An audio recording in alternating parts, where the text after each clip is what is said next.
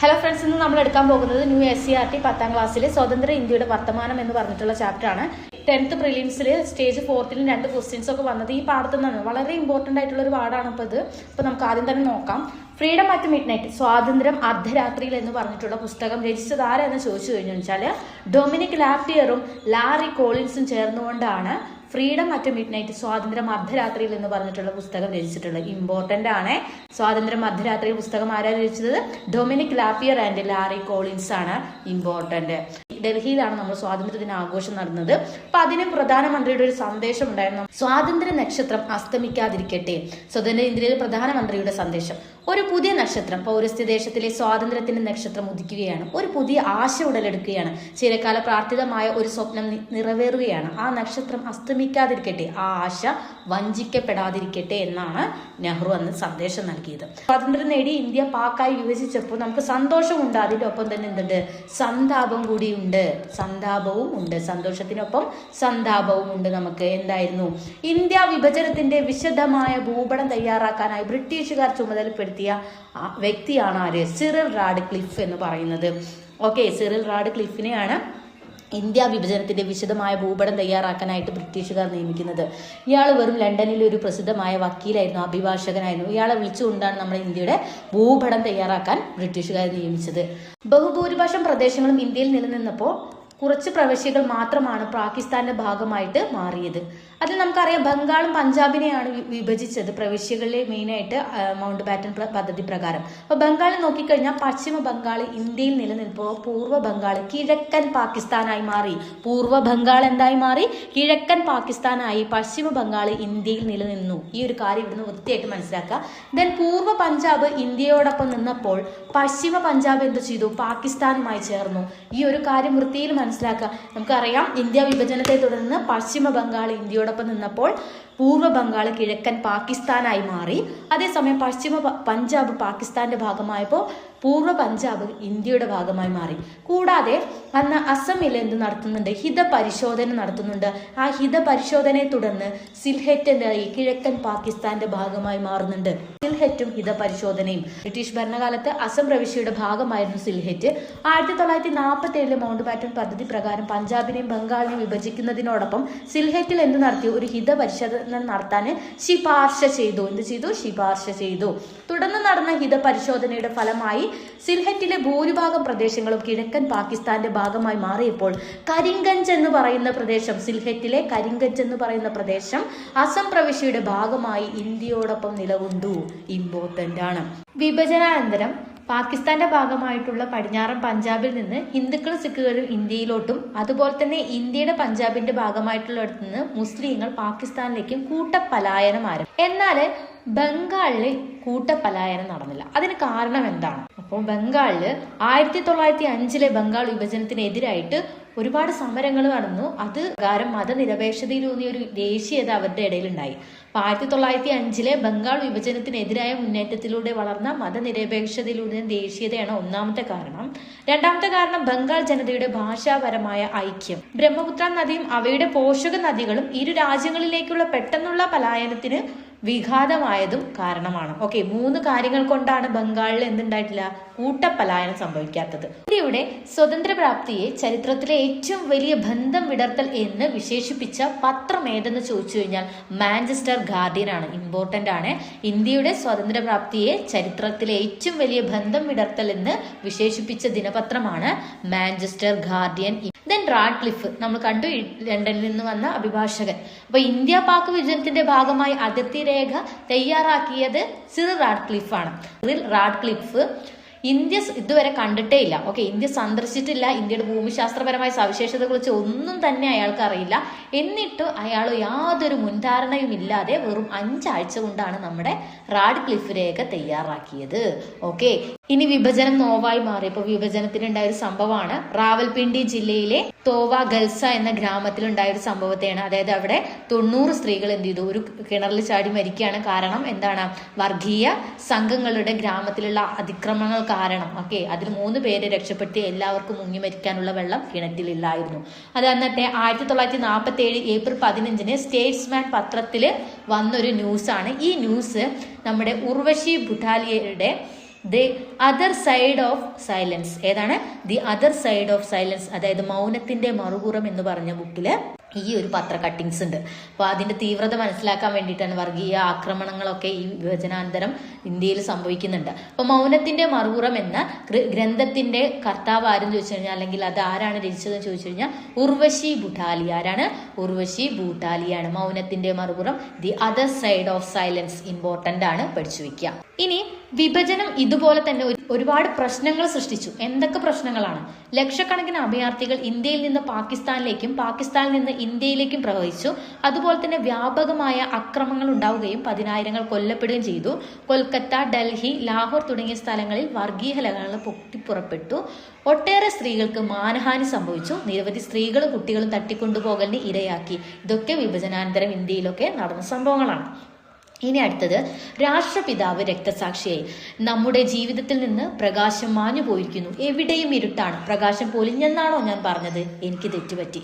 പ്രകാശിച്ചിരുന്നത് ഒരു സാധാരണ ദീപമായിരുന്നില്ല. 1000 വർഷങ്ങൾക്കു ശേഷവും അതിവിടെ പ്രകാശം ചൊരിയും. നൂറ്റാണ്ടുകളിലൂടെ 1000 ഹൃദയങ്ങൾക്ക് അത് ആശ്വാസം പകർന്നുകൊണ്ടിരിക്കും എന്നുള്ളത് മഹാത്മാഗാന്ധിയുടെ രക്തസാക്ഷിത്വത്തെ അറിയിച്ചുകൊണ്ട് നമ്മുടെ പ്രധാനമന്ത്രി ജവഹർലാൽ നെഹ്റു രാഷ്ട്രത്തെ അഭിസംബോധന ചെയ്ത് പറഞ്ഞതാണ്.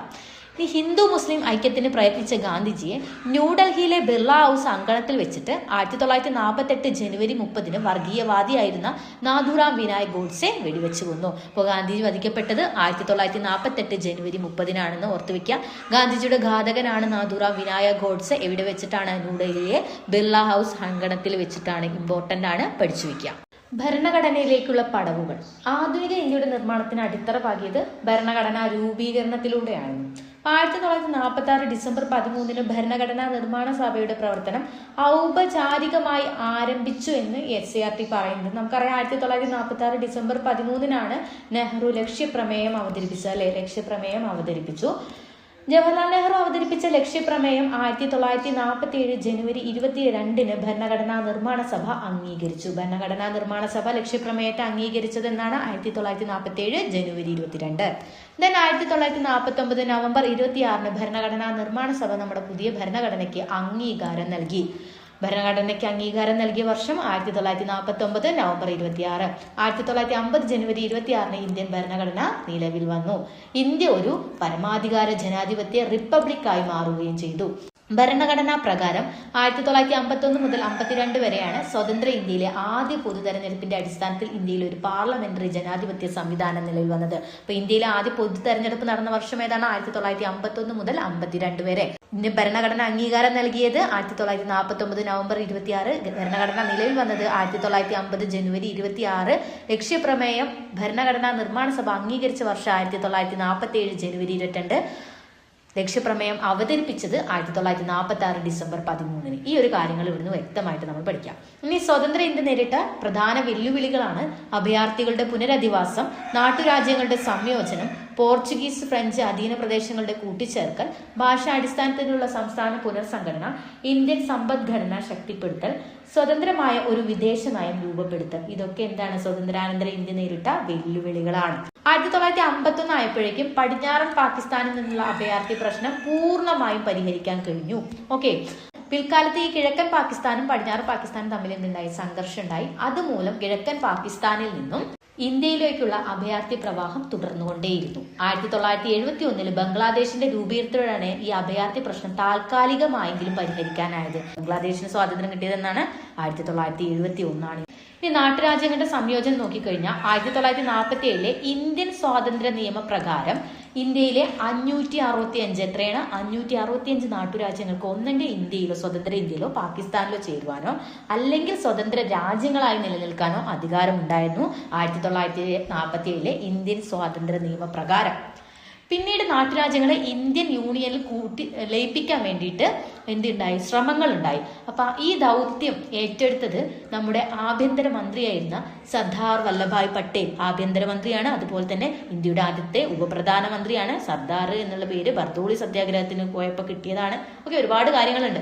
ഓക്കെ, നാട്ടുരാജ്യങ്ങളുടെ സംയോജനത്തിന് വേണ്ടി നേതൃത്വം നൽകിയത് വ്യക്തികളാണ്. ആഭ്യന്തരമന്ത്രിയായിരുന്ന സർദാർ വല്ലഭായ് പട്ടേലും സ്റ്റേറ്റ് ഡിപ്പാർട്ട്മെന്റിന്റെ സെക്രട്ടറി ആയിരുന്ന VP മേനോനും എന്നുള്ളത് വ്യക്തമായി പഠിക്കുക. ലയന കരാറിൽ ഒപ്പുവെച്ച് ഇന്ത്യൻ യൂണിയനിൽ ചേരാൻ അവർ എല്ലാ നാട്ടുരാജ്യങ്ങളെയും ക്ഷണിച്ചു. ലയന കരാർ അവതരിപ്പിച്ചത് ആരൊക്കെയാണ്? ആഭ്യന്തരമന്ത്രിയായിട്ടുള്ള സർദാർ വല്ലഭായ് പട്ടേൽ. VP മേനോൻ ആരായിരുന്നു? സ്റ്റേറ്റ് ഡിപ്പാർട്ട്മെന്റിന്റെ സെക്രട്ടറി ആയിരുന്നു, മറന്നു പോകരുത്. എന്നാൽ ജുനഗഡ്, കാശ്മീർ, തിരുവിതാംകൂർ, ഹൈദരാബാദ് ഏതൊക്കെയാണ്? ജുനഗഡ്, കാശ്മീർ, തിരുവിതാംകൂർ, ഹൈദരാബാദ് എന്നീ നാട്ടുരാജ്യങ്ങളിലെ ഭരണാധികാരികൾ എന്ത് ചെയ്തു? ഇതിൽ വിസമ്മതിച്ചു. ഇന്ത്യൻ യൂണിയനിൽ ചേരാൻ വിസമ്മതിച്ചു. അപ്പൊ ഈ നാട്ടുരാജ്യങ്ങളെ നമ്മൾ അനുരഞ്ജന ചർച്ചകളിലൂടെയും സൈനിക നടപടികളിലൂടെയുമാണ് ഇന്ത്യൻ യൂണിയനിൽ ലയിപ്പിച്ചത്.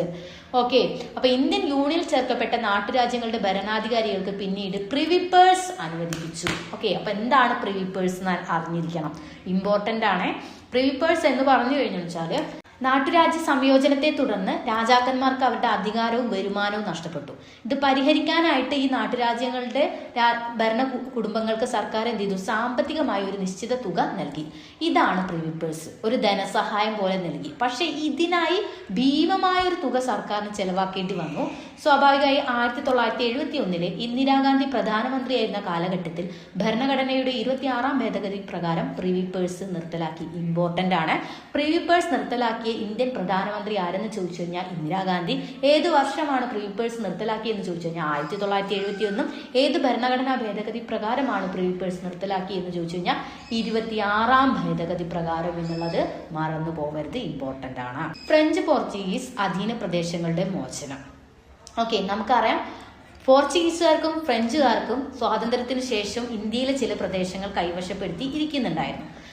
അപ്പോൾ ഇന്ത്യ ഗവൺമെന്റിന്റെ തീരുമാനങ്ങൾ മാനിച്ചുകൊണ്ട് നമ്മുടെ ഫ്രാൻസ് 1954 ഇന്ത്യ വിട്ടുപോകാൻ തയ്യാറായി. ആര്? ഫ്രാൻസ്. അപ്പൊ ഫ്രാൻസിന്റെ കയ്യിലുണ്ടായിരുന്ന പ്രദേശങ്ങൾ എന്ന് പറയുന്നത് പോണ്ടിച്ചേരി, മാഹി, യാനം, കാരക്കൽ, ചന്ദ്രനഗർ എന്നിവയായിരുന്നു. ഏതൊക്കെയാണ്?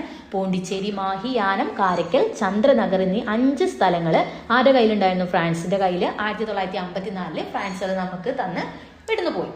എന്നാൽ ആര്? നമ്മുടെ പോർച്ചുഗീസുകാര് 1954 ജനകീയ സമരത്തിന്റെ അടിസ്ഥാനത്തിലാണ് ദാദ്ര നഗർ ഹവേലി പ്രദേശങ്ങളെ വിട്ടു നൽകിയത്. ഓക്കെ, പോർച്ചുഗീസുകാർക്ക് ഇവിടുന്ന് പോകാൻ വലിയ ഇഷ്ടമൊന്നും ഉണ്ടായിരുന്നില്ല. അപ്പോൾ 1954 ആരംഭിച്ച ജനകീയ സമരത്തെ തുടർന്നാണ് ദാദ്ര നഗർ ഹവേലി 2 പ്ലേസുകൾ എന്ത് ചെയ്തത്? പോർച്ചുഗീസുകാർ വിട്ടു നൽകിയത്. പിന്നെ 1961 സൈനിക നടപടിയിലൂടെയാണ് അവർ ഗോവയെയും ദാമൻ ദിയുവിനെയും മോചിപ്പിച്ച് നമ്മൾ നേടിയത്. ഓക്കെ, സൈനിക നടപടി തന്നെ വേണ്ടി വന്നു 1961 ഗോവ, ദാമൻ ദിയു എന്നിവ മോചിപ്പിക്കാൻ വേണ്ടി. ആരുടെ കയ്യിൽ നിന്ന്? പോർച്ചുഗീസുകാരുടെ കയ്യിൽ നിന്ന്. ഇമ്പോർട്ടന്റ് ആണ്, പഠിക്കാം. അപ്പൊ ഫ്രാൻസ് 1954 വിട്ടുപോയി. ആരെയൊക്കെ തന്നു നമുക്ക്? പോണ്ടിച്ചേരി, മാഹി, യാനം, കാരക്കൽ, ചന്ദ്രനഗർ പ്രദേശങ്ങൾ. 1954 ജനകീയ സമരത്തോട് കൂടിയിട്ടാണ് ദാദ്ര നഗർ ഹവേലി നമുക്ക് ആര് തന്നത്? പോർച്ചുഗീസ് തന്നത്. അതിനുശേഷം 1961 സൈനിക നടപടിയിലൂടെയാണ് ഗോവ, ദാമൻ ദിയു എന്നിവയെ പോർച്ചുഗീസിന്റെ കയ്യിൽ നിന്ന് നമ്മൾ മോചിപ്പിച്ചത്. ഇമ്പോർട്ടന്റ് ആണ്, പഠിക്കുക.